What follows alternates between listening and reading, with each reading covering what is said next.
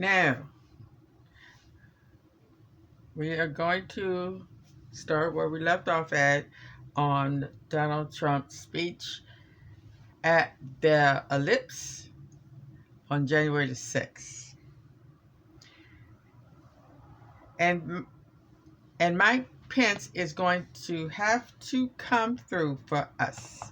And if he doesn't, that will be a sad day for our country, because you have sworn to uphold our Constitution. Now, it is up to Congress to confront this egregious assault on our democracy. And after this, we're going to walk down, and I'll be there with you. We're going to walk down, and we're going to walk down. Anyone you want. But I think right here, we're going to walk down to the Capitol, and we're going to cheer on our brave senators and congressmen and women. And we're probably not going to be cheering so much for some of them, because you'll never take back our country with weakness. You have to show strength, and you have to be strong. We have come to demand that Congress do the right thing and only count the electors who have been lawfully slated. I know that everyone here will soon be marching over to the Capitol building to peacefully and patriotically make their voices heard. Today we will see whether Republicans stand strong for integrity of our elections, but whether or not they stand strong for our country. Our country has been under siege for a long time, far longer than this 4-year period. We've set it on a much greater course, so much, and I thought, 4 more years, I thought it would be easy. We've created the greatest economy in history. We rebuilt our military. We get you the biggest tax cuts in history, right? We got you the biggest regulation cuts. There's no president, whether it's 4 years, 8 years, in our case, more, got anywhere near the regulation cuts. Used to take 20 years to get a highway approved. Now we're down to 2. I want to get it down to 1. But we're down to 2. And it may get rejected for environmental or safety reasons, but we got it down to safety. We created Space Force. We look at what we did. Our military has been totally rebuilt. So we created Space Force, which by and of itself is a major achievement for any administration. And with us, it's one of so many different things. Right to try. Everybody know about right to try. We did things that nobody ever thought possible. We took care of our vets. The VA now has the highest rating, 91%. The highest rating that it's had from the beginning, 91% approval rating. Always, you watch the VA. It was on a television every night. People living in horrible, horrible manner. We got that done. We got accountability done. We got it so that now in the VA, you don't have to wait 4 weeks, 6 weeks, 8 weeks, 4 months to see a doctor. If you can't get a doctor, you go outside, you get the doctor. We have it taken care of, and we pay the doctor. And we not only made life wonderful for so many people, we've saved tremendous amounts of money. Far secondarily, but we've saved a lot of money. And now we have the right to fire bad people in the VA. We had 9,000 people that treated our veterans horribly. In prime time, they would not have treated our veterans badly, but they treated our veterans horribly. And we have what's called the VA Accountability Act. And the accountability says if we see somebody in there that doesn't treat our vets well, or they steal, they rob, they do things badly, we say, Joe, you're fired. Get out of here. Before they could do that. Before they couldn't do that. You couldn't do that before. So if we're taking care of things, we've done things like nobody ever thought possible. And that's part of the reason that many people don't like us, because we've done too much. But we've done it quickly, and we're going to sit home and watch a big victory. And everybody had us down for a victory. It was going to be great, and now we're out here fighting. I said to somebody I was going to take a few days and relax after our big electoral victory. 10 o'clock, it was over. But I was going to take a few days. And I can say this, since our election, I believe, which was such catastrophe when I watched, and even these guys knew what happened. They know what happened. They're saying, wow, Pennsylvania, insurmountable. Wow, Wisconsin, look at the big leads we had, right? Even though the press said we would lose Wisconsin by 17 points. Even though the press said Ohio is going to be close. We set a record. Florida is going to be close. We set a record. Texas is going to be close. Texas is going to be close. We set a record. And we set a record with Hispanic, with the black community. We set a record with everybody. Today, we see a very important event, though, because right over there, we see the event going to take place. And I'm going to be watching, because history is going to be made. We're going to see whether or not we have a great and courageous leaders, or whether or not we have leaders that should be ashamed of themselves throughout history, throughout eternity. They'll be ashamed. Wow. And you know what? If they do the right thing, we should never, ever forget that they did. Never forget. We should never forget. With only 3 of the 7 states in question, we win this presidency of the United States. And by the way, it's much more important today than it was 24 hours ago, because I don't. I spoke to David Perdue with what a great person, and Kelly Loeffler. 2 great people, but it was a setup.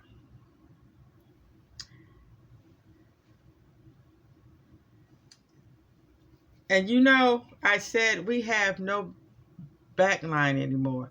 The only black backline, the only line of demarcation, the only line that we have is to veto of the President of the United States.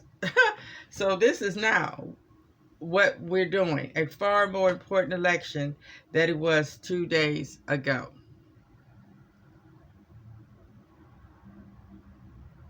I want to thank the more than 140 members of the House. Those are warriors. They're over there working like you've never seen before, studying, talking, actually going all the way back, studying the roots of the Constitution, because they know we have the right to send a bad vote that was illegally gotten. They gave these people bad things to vote for, and they voted because what they did, they know. And then when they found out a few weeks later again, it took them 4 years to devise this screen. Oh my goodness. It is hard to read this man's speech. And the only unhappy person in the United States, a single most unhappy, is Hillary Clinton, because she said, why didn't you do this for me 4 years ago? Why didn't you do this for me 4 years ago? Change the votes. 10,000 in Michigan. You could have changed the whole thing.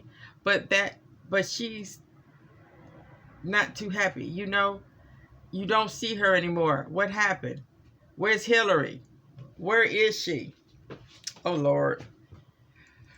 I'll be right back.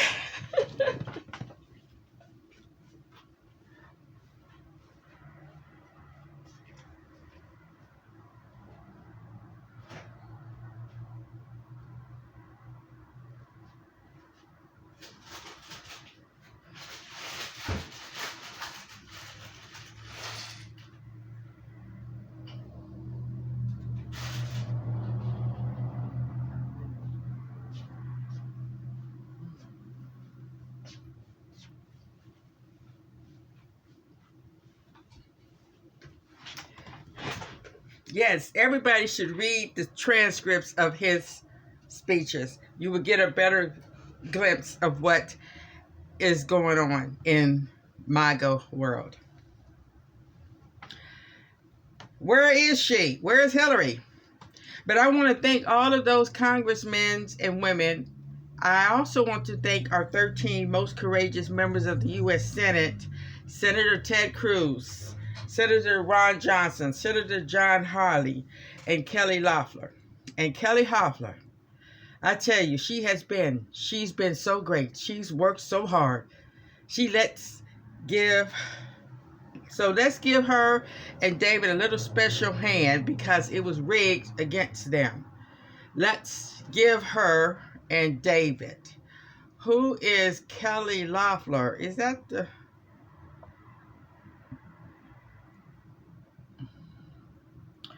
That's not the one that... She's an American businesswoman and politician who served in the United States Senate from Georgia. Oh.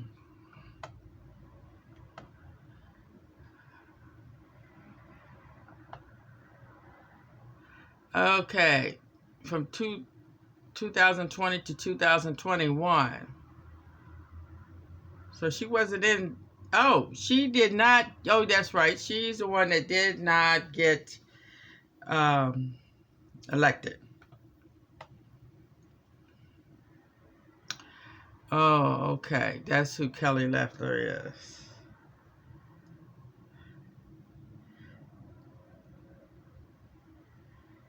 Oh. Well, she didn't get elected because of her own doing. She did something illegal during the pandemic. I remember that. Let's see. Let's go on.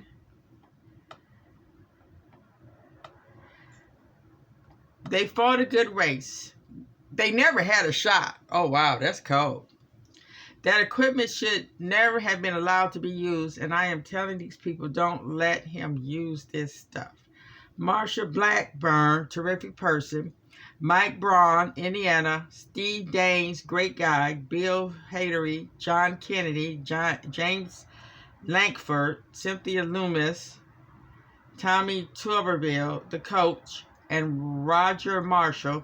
We want to thank them. Senators that stepped up, we want to thank them. I actually think, though, it takes, again, more courage not to step up.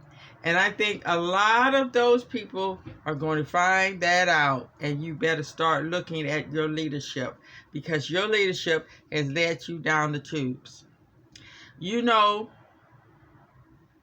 we don't want to give $2,000 to people. We want to give them $600. Oh, great. How does that play politically? Pretty good. And this has nothing to do with politics, but how does it play politically?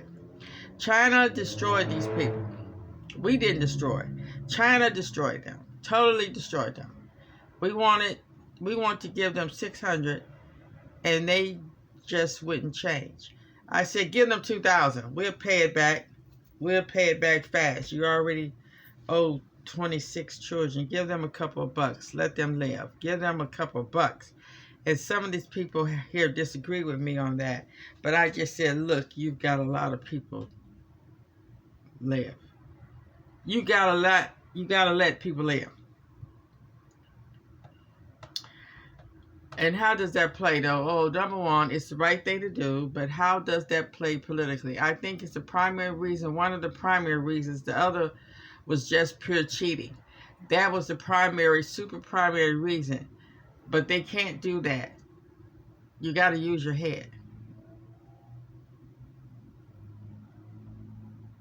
As you know, the media has constantly asserted the outrageous lie that there was no evidence of widespread fraud. Have you ever seen these people? While there is no evidence of fraud. Oh, really? Well, I'm going to read you pages. I hope you don't get bored listening to it. Promise. Don't get bored listening to it. All those hundreds and thousands of people back there, move them up, please. All these people, don't get bored. Don't get angry at me because you're going to get bored because it's so much. Okay. The American people do not believe the corrupt fake news anymore. They have ruined their reputation. But you know, it used to be that they'd argue with me. I'll fight. So I'll fight their fight. I'll fight their fight. Pop, pop. You'll believe me. You'll believe them. Somebody comes out. You know they had their point of view. I had my point of view. But you've had an argument. Now what they do is they go silent. It's called suppression. And that's what happens to a communist country. That's what they do. They suppress. You don't fight with them anymore unless it's a bad story. They have a little bad story about me. They make it 10 times worse and it's a major headline. But Hunter Biden, they don't talk about him. What happened to Hunter? Where's Hunter? Where's Hunter? They don't talk about him. They'll watch all the sets. The sets will go off. Well, they can't do that because they're good ratings. Their ratings are too good. Now, where's Hunter? You know. And how come Joe is allowed to give $1 billion of money to get rid of the prosecutor of Ukraine? How does that happen?